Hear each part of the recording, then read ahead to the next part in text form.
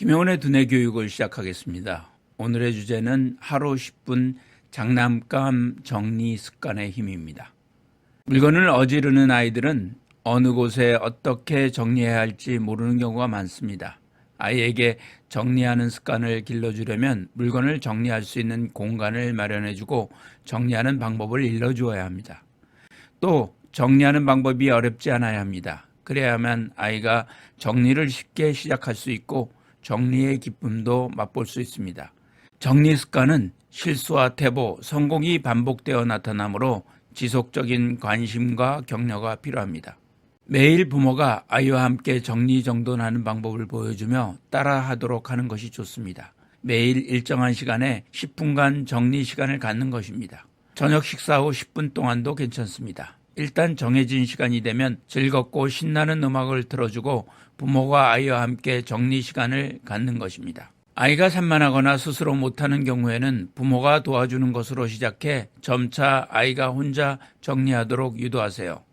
이렇게 하면 하루에 한 번은 정리정돈을 하게 되고 이것은 습관으로 정착됩니다. 아이는 어릴 때부터 다음 놀이를 하기 위해서는 전 단계의 놀이를 끝내야 하고 그러기 위해서는 다 논 장난감을 정리하는 것을 습관화해야 합니다. 아이들에게 장난감 정리 상자를 만들어주고 상자마다 장난감 이름표를 붙여주는 것도 아이들의 정리 습관을 키우는 데 도움이 됩니다. 아이가 서툴다고 엄마가 아이의 장난감을 바로바로 치워주는 경우가 많은데 놀고 있는 아이의 마음을 불안하게 할 뿐입니다. 놀이가 끝난 후에 스스로 치우게끔 유도하세요. 10분 후에 야외 놀이 가야 하니까 놀던 장난감을 치워두렴 하고 정리할 시간을 미리 알려주세요.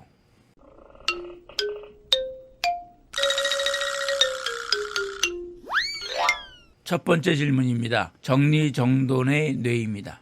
전두엽은 감각기관을 통해 입력된 엄청난 양의 정보를 받아들여 끊임없이 주변 환경을 점검합니다. 감각 정보의 과잉 속에서도 뇌가 압도되지 않는 이유는 전두엽은 넘쳐나는 정보들 중 아주 작은 일부분에만 주의를 기울이기 때문입니다. 아이에게 방이 어지럽다고 야단만 친다고 쉽게 아이의 행동을 변화시키기는 어렵습니다. 그런데 부모가 정리 장소를 지정하고 정리함을 만들면 효과가 나타납니다. 환경의 변화가 사람들로 하여금 오랫동안 지켜온 습관을 바꾸도록 유도한 것입니다.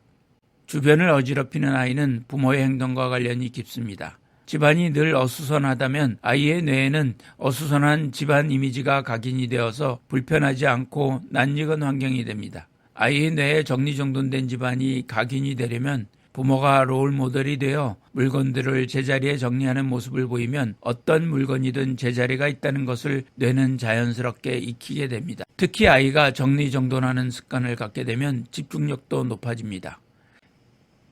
정리정돈하는 습관은 자기주도성, 유능감, 독립심, 리더십을 키울 뿐만 아니라 책상 습관으로 이어집니다.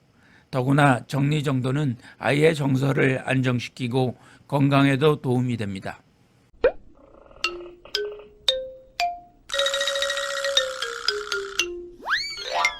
두 번째 질문입니다. 정리정돈 습관을 들이기 위한 양육 지침입니다. 첫째, 집안 환경을 단순화하세요. 아이의 환경이 조직화되어 있을 때 과제를 더 잘할 수 있습니다.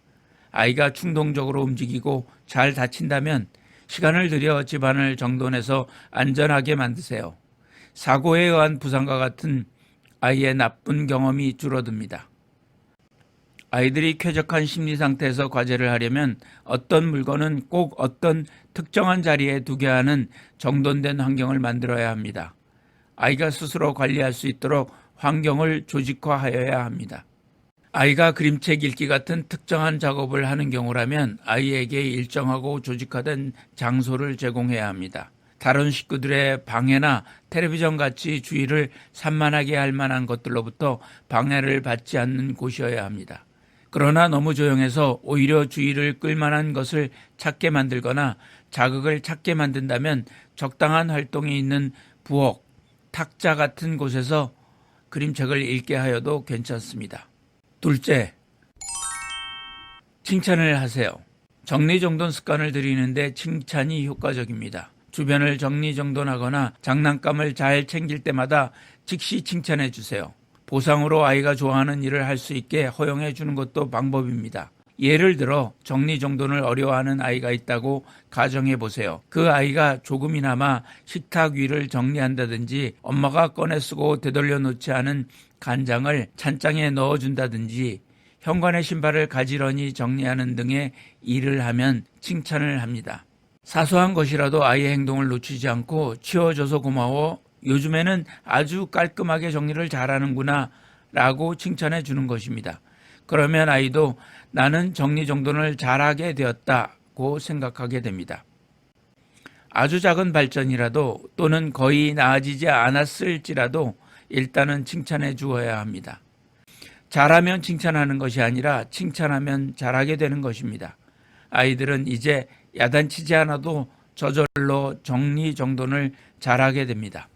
셋째, 불편함을 경험하게 하세요. 아이가 최소한의 정리정돈만 해도 좋겠지만 하루에 몇 번씩 치워줘도 아이의 물건과 장난감은 늘 어지럽게 널려 있습니다. 이런 경우에는 아이에게 필요한 물건이나 장난감을 엄마가 치워주지 말아야 합니다. 그래야 아이가 갖고 놀고 싶은 장난감이 있어도 쉽게 찾을 수 없어 아이 스스로 불편하고 속상한 경험을 할 수 있습니다. 제대로 정돈해 놓지 않으면 필요한 장난감이나 물건이 어디에 있는지 몰라 제때 사용할 수 없음을 알게 하는 것입니다. 이런 경험을 하게 한 후 아이와 함께 얼마나 불편한지에 대해 차근차근 이야기해 봅니다. 넷째, 수납함을 준비하세요. 아주 사소한 물건 하나라도 있어야 할 일정한 장소를 정해둡니다. 그래야 아이 스스로 정리정돈을 할 수 있습니다. 유치원 물건을 정리하고 장난감을 치우고 옷을 정리할 수 있는 구체적으로 지정된 편리한 장소가 있어야 합니다. 물건을 제자리에 정리하는 습관을 기르는데 도움이 되는 방법 중 하나가 수납함에 장난감, 필기구, 게임, 카드와 같이 이름표를 붙이는 것입니다. 누구나 장난감이라고 버젓이 쓰여 있는 상자에 필기구를 넣기 힘든 법입니다. 그러므로 책상, 서랍, 상자 등 수납할 수 있는 모든 공간에 이름표를 붙이세요. 미술놀이와 같은 특정 과제를 할 때는 이때 쓰이는 모든 물건을 준비물 코너를 만들어 한 곳에 보관하는 것이 좋습니다. 다섯째, 준비물 일람표, 준비물 체크리스트를 이용하세요. 아이가 해야 할 일들을 놓치지 않기 위해서는 집안 잡일이나 기타 그날 해야 할 일들의 목록을 만드는 것이 좋습니다. 목록에 있는 것을 지키는 생활 습관은 초등학교까지 가지고 가야 하는 훌륭한 습관입니다. 도표와 점검표를 사용합니다. 글이나 그림으로 표시해서 상기시켜주면 아이가 해야 할 일들을 기억하기 쉽습니다. 우선 그림 그리기 준비물 일람표 혹은 그림 그리기 준비물 체크리스트에 해당 물건의 이름을 빠짐없이 적습니다. 그리고 그림 그리기 수업 준비물을 챙길 때 이 표를 보고 가방을 싸다 보면 물건을 빠뜨리는 일은 일어나지 않습니다. 일람표 대신 그림 그리기 수업 관련 준비물을 전부 늘어놓고 사진을 찍는 것도 좋은 방법입니다.